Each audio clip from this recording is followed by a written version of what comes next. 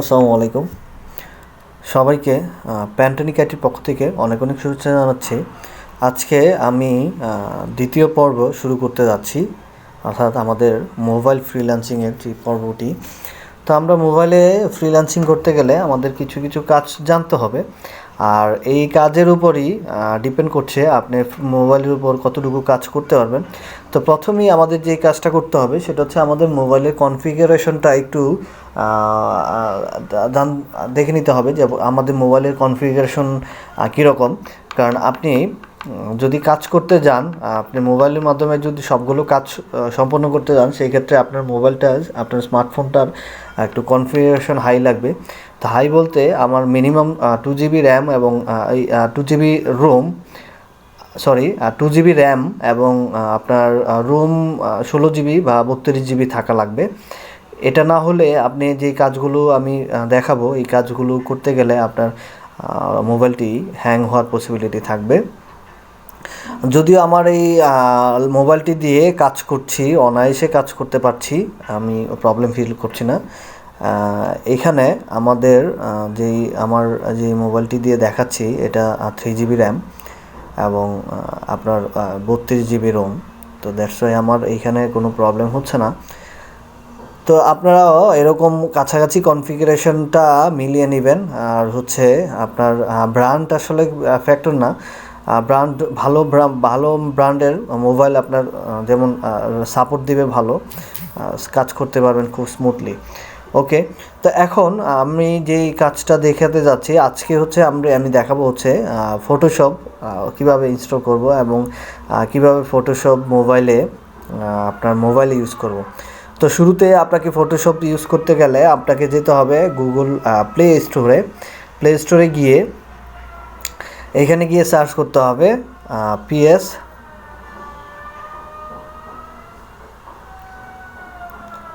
Adobe Photoshop.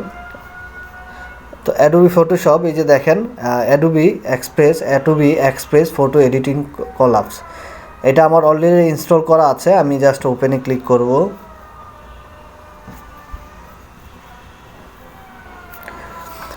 ওপেনে click করব এবং অ্যাড ফটোতে যাব। তো আমি অ্যাড ফটোতে যাওয়ার পরে আমাকে যেই কাজটি করতে হবে সেটা হচ্ছে আমি জাস্ট এখানে আমি যে প্রোডাক্টটি আমি এডিট করব এই প্রোডাক্টটি সিলেক্ট করব। তো আমি যে ইমেজটি আমি এডিট করব ইমেজটিতে ক্লিক করলাম। এখন আমি কি টাইপের ইমেজটাকে কি আরেকটু ক্লিন করতে চাচ্ছি, দেখেন আরেকটু ক্লিন হয়ে গিয়েছে। আমার কিন্তু এটা ন্যাচারাল ইমেজ। আমি যখন একটু ক্লিন করলাম আমার কালারটা আরেকটু লুক গর্জিয়াস একটু লুক আসছে। তারপরে আমি একটু চেঞ্জ করতে পারবো চাইলে, তবে আমার মনে হয় যে এটা আমার কাছে খুব সুন্দর লাগছে। তারপরে আমি এটাকে একটু এডিট করে নিতে পারবো। দেখেন সাইজটা ঠিক করে নিলাম। অবশ্যই সাইজটা ঠিক করে নেবেন, স্কোয়ার সাইজ হলে আপনার জন্য খুব ভালো হবে। তারপরে আমি জাস্ট এখানে এই নেক্সট ক্লিক করলাম। নেক্সট ক্লিক করলে আর যদি আপনি চান আপনি লেখা টেখা অ্যাড করতে পারবেন। আপনার এখানে কিছু লেখা অ্যাড করতে হলে ফেসবুক অ্যাডের জন্য আপনার ফেসবুক অ্যাডের জন্য এই সাইজটা। তো এটা হচ্ছে ফেসবুক অ্যাডের জন্য আপনার স্কোয়ার সাইজ, এই স্কোয়ার সাইজটা ঠিক করে নেবেন। আর হচ্ছে আপনার ফেসবুক কাভার ইমেজ, দেখেন এখানে কিন্তু সুন্দর একটা অপশন দেওয়া আছে, cover image, queen size, event photo, profile picture, হ্যাঁ, ফেসবুক অ্যাড, ইনস্টাগ্রাম, তারপরে হচ্ছে আপনার টুইটার পোস্ট। এইখানে এই জিনিসগুলো দেখে নিতে পারেন। আপনার ইউটিউব চ্যানেল আর্ট, হ্যাঁ, এখানে রেশিওগুলো দেওয়া আছে, রেশিও মেনটেন করে নেবেন। তা আমি স্কোয়ারটাই সিলেক্ট করব। স্কোয়ার সিলেক্ট করার পরে আমার যদি এখানে কিছু কাটছাট করা লাগে আমি একটু লুক ব্রাইটনেস একটু কমিয়ে বাড়িয়ে দিতে পারবো। তো এখন আমি একটু লেখা অ্যাড করতে যাচ্ছি। ওকে, স্টাইল যদি অ্যাড করেন সেই ক্ষেত্রে আপনার এখানে যে দেখেন স্টাইলের লেখা আছে, আপনার এইখানে যদি কোনো লেখা অ্যাড করতে চান তাহলে আপনার লেখা আগে সিলেক্ট করে দিতে হবে। দেখেন এইখানে কিন্তু একটা ফ্রেম আসছে, এইখানে কিন্তু একটা লেখা আসছে। আপনি এটাও চাইলে ইউজ করতে পারেন, আপনি এটা ইউজ করতে পারেন, হ্যাঁ এটা ইউজ করতে পারেন। তারপরে আরও যেই অপশনগুলো আছে এটা ইউজ করতে পারেন, এটা ইউজ করতে পারেন। মোট কথা হচ্ছে আপনি যেটা ইউজ করবেন এটা জাস্ট আপনার এখানে অ্যাড করে দিতে হবে। তো আপনি এটা ইউজ করতে পারেন, এটাও কিন্তু সুন্দর। তো আমি যদি আমার ফেসবুকের জন্য এটা সিলেক্ট করি তাহলে আমার এটা অ্যাড করা বেটার। আর এটা অ্যাড করতে হলে আমি জাস্ট এখানে এডিট করব, এডিট করে লিখব পার্স ব্যাগ, হ্যাঁ।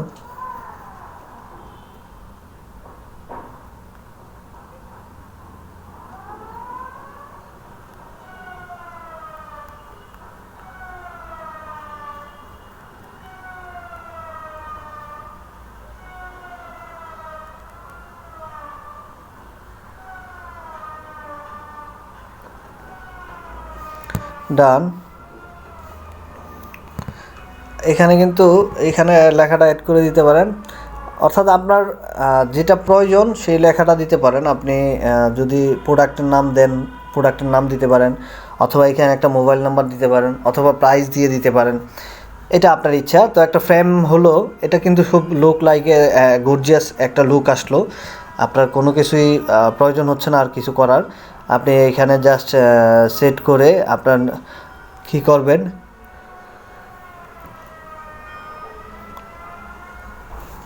আপনি এখান থেকে আপনি আপনার অবস্থান থেকে আপনি এখানে সাইজ রেশিওটা ঠিক করে নিতে পারেন। তো সাইজ রেশিও ঠিক করার পরে আপনার নিউজ ফিডে দিবেন না কোথায় দিতে যাচ্ছেন আপনি এখানে সিলেক্ট করে নিতে পারেন। তো আমি যদি ফেসবুক নিউজ ফিডে দিতে চাই সেই ক্ষেত্রে আমাকে এখানে সিলেক্ট করতে হবে, অথবা আপনি এখান থেকে সেভ করে নিতে পারেন।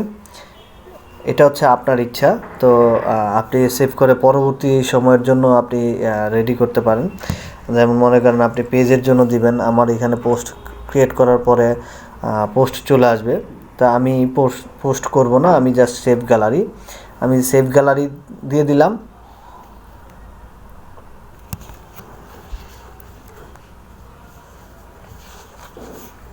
তো সেভ গ্যালারি দিয়ে আমি পরবর্তী সময়ে এই ভিডিওটা আমি